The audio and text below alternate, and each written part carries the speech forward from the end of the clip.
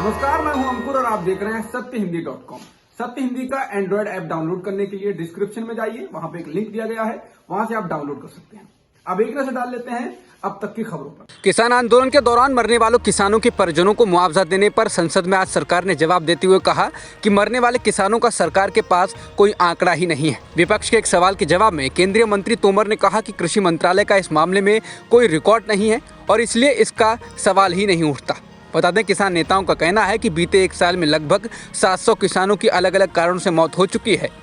तेल की बढ़ती कीमतों से दिल्ली वासियों को केजरीवाल ने पेट्रोल पर वैट में कटौती कर राहत दी है। दिल्ली सरकार की कैबिनेट बैठक में पेट्रोल पर लगने वाले वैट को 30% से घटाकर 19.40% कर दिया है, जिससे कि पेट्रोल राजधानी के पेट्रोल पंपों पर 8 रुपये प्रति लीटर सस्ता हो गया है। इस कटौती के बाद से दिल्ली में पेट्रोल लगभग 96 रुपये प्रति लीटर की दर से बिक सकता है। अभी तक इसकी कीमत 103 रुपये 97 पैसे चल रही है। अगर डीजल की बात करें तो यहाँ डीजल 86 रुपये 67 पैसे प्रति लीटर चल रहा है। बॉलीवुड अभिनेत्री कंगना रनौत के खिलाफ सुप्रीम कोर्ट में याचिका दायर की गई है। याचिकाकर्ता सुप्रीम कोर्ट के वकील चरणजीत सिंह चंद्रपाल ने कंगना रनौत का किसानों को खालिस्तानी बताने वाले इंस्टाग्राम पोस्ट से खुद को आहत बताया और साथ ही कंगना के बयानों को भड़काऊ और धार्मिक भावनाओं को ठेस पहुंचाने वाला बताया।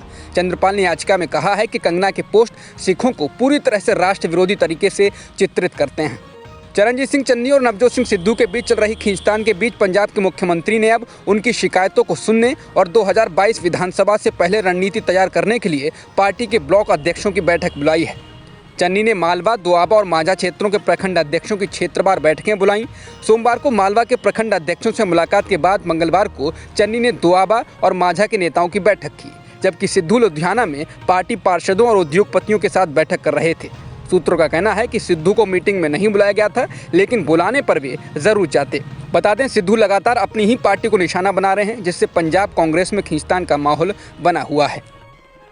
दिसंबर महीने के पहले ही दिन आम लोगों को महंगाई की और मार पड़ी है। आज से कॉमर्शियल एलपीजी गैस सिलेंडर की कीमतों में 100 रुपये से ज़्यादा की बढ़ोतरी की गई है, जिससे रेस्टोरेंट और बाकी जगहों पर खाना महंगा हो सकता है। हालांकि 14 किलो के रसोई गैस के सिलेंडरों के दामों में आज कोई बदलाव नहीं किया गया है। वहीं कॉमर्शियल गैस सिलेंडर का दाम अब बढ़कर 2101 रुपये हो गया है। पिछले 5 वर्षों में 6 लाख से अधिक भारतीयों ने अपनी नागरिकता छोड़ दी है। केंद्रीय गृह राज्य मंत्री नित्यानंद राय ने मंगलवार को यह जानकारी लोकसभा में एक सवाल के जवाब में दी।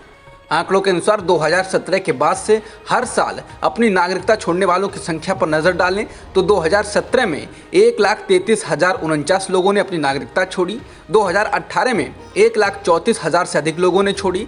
2019 में 1,44,000 से अधिक लोगों ने अपनी नागरिकता छोड़ी और 2020 में 85,000 से अधिक लोगों ने और 2021 में सितंबर तक 1,11,000 से अधिक लोगों ने भारत की नागरिकता छोड़ी।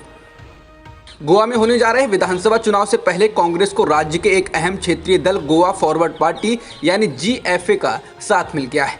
जीएफए के अध्यक्ष विजय सरदेसाई ने मंगलवार को कांग्रेस के पूर्व अध्यक्ष राहुल गांधी से मुलाकात की और मिलकर चुनाव लड़ने की हुंकार भरी। अहम बात यह है कि जीएफ इससे पहले बीजेपी के साथ थी, लेकिन इस बार उसने कांग्रेस के साथ आना तय किया है।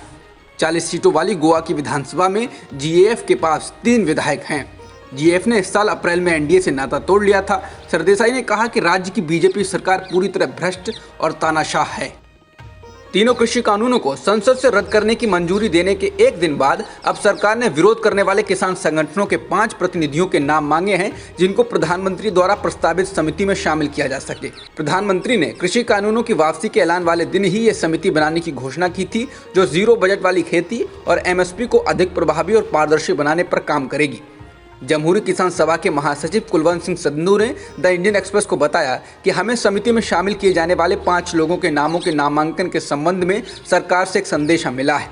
उन्होंने कहा कि कृषि कानूनों को निरस्त कर दिया गया है और अगर उनकी अन्य मांगें जैसे एमएसपी पर एक समिति बनाने और इसके तौर तरीकों पर चर्चा करने और किसानों के खिलाफ दर्ज केस वापस लेने की मांग भी पूरी की जाती है, तो किसानों के पास आंदोलन खत्म करने का एक मजबूत पॉइंट होगा।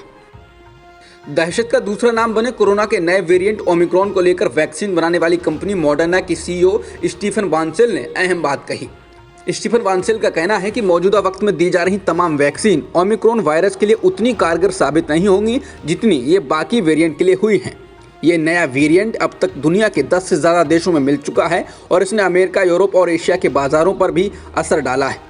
स्टीफन बांसेल ने फाइनेंशियल टाइम्स से बातचीत में कहा कि ओमिक्रॉन के लिए नई डोज बनाने में कंपनियों को कई महीने लगेंगे।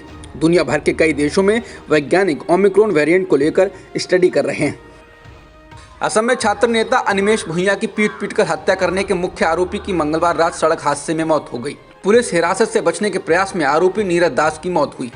दास कथित तौर पर उस पुलिस कार से कूद गया जिसमें उसे ले जाया जा रहा था और भागने का प्रयास करते समय एक अन्य पुलिस वाहन ने उसे टक्कर मार दी। बाद में उसने दम तोड़ दिया। स्थानीय रिपोर्टों में कहा गया कि घटना में 3 पुलिसकर्मी भी घायल हुए हैं।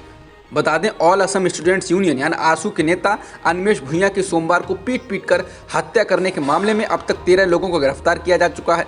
मामले में गिरफ्तार किए गए 12 आरोपियों को मंगलवार को स्थानीय अदालत के सामने गुस्साई भीड़ ने पीटा, जहां उन्हें पेश किया जाना था।